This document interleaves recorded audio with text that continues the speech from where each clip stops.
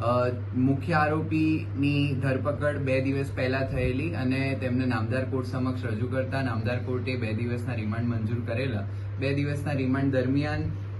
પૂછપરછમાં જાણવા મળેલ કે લગભગ 500 લીટર જેટલી ક્વોન્ટિટીનું દૂધ એ આસપાસના ગામમાંથી આરોપી મેળવતો હતો અને એમાં પછી પાણી,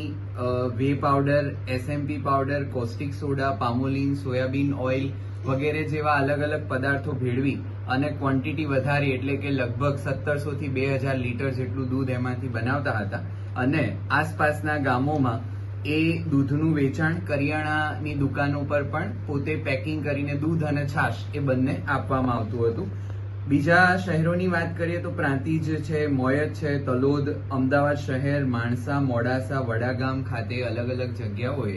આ દૂધ અને છાશ જે છે એ વેચાણ કરવામાં આવતું હતું.